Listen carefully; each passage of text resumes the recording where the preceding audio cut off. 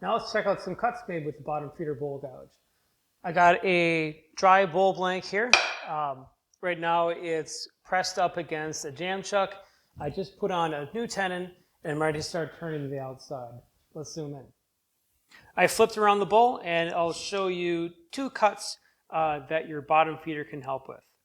I've started with the rim and the top part of the bowl wall. I've done that with my 40-40 gouge. And now let's pretend that this bowl has much steeper walls where I want to use the bottom feeder with its shorter bevel. So first I will dish out the bottom, and then I'm going to show you a pretty common thing you'll run into when transitioning from a pointier gouge into the bottom feeder one, and that is this step right here. If you approach this step in the normal cutting orientation, as soon as the right hand part of the wing touches that step, it's going to catch and pull it in.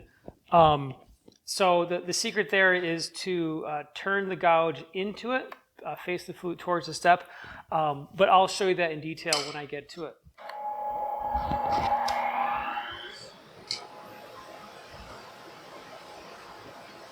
Rest is a bit too high.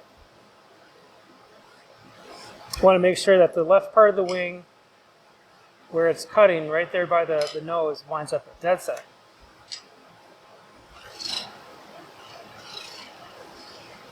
That'll work. So it works kind of like a hand plane. Right now, the attack angle is too steep and the cutting edge isn't making contact. So I can slowly cock the tool in, tilting my hand to the right until the cutting edge engages. And I'm going to stay away from that step because that's a difficult place to enter with the bottom feeder.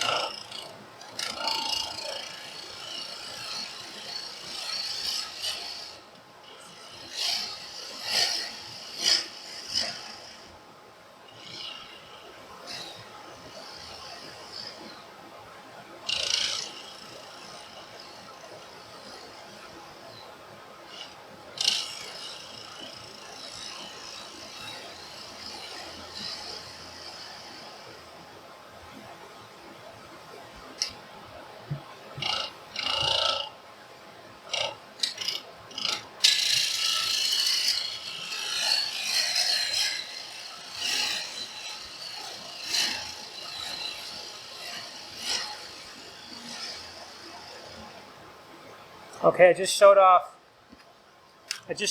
one cut going into the step, and you saw me turn the flute into the step in order to gently engage it on the front of the bevel. Then once I was in, I'd again turn the flute back to vertical and continue.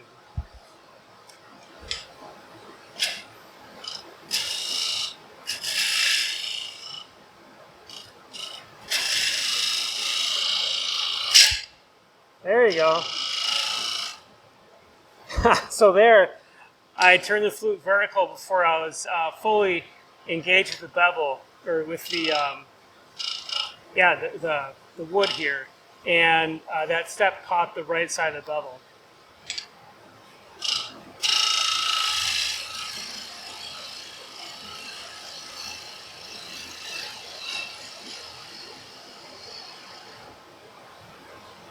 There you go. So I'm going to take care of this step by facing in, letting it engage, and then turning forward, turning vertical as I move in. There we go.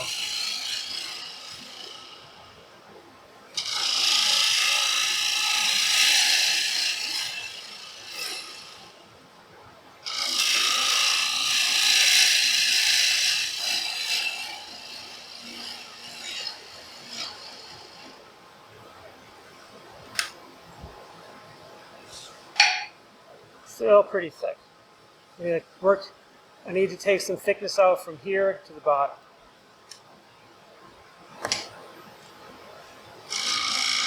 So I'm holding the flute flute vertical, and I'm looking for it to start at about there. At that point, I'll continue rotating the handle to follow the contour of the bowl bottom.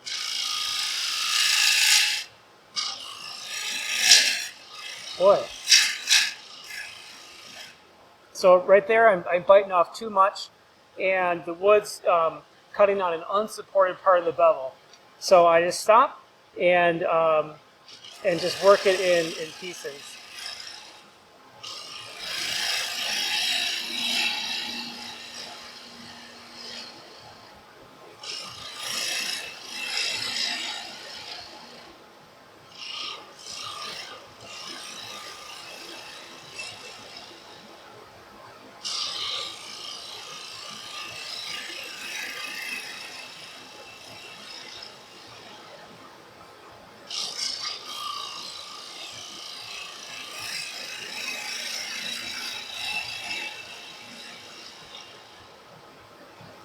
All right, let's see how we're doing.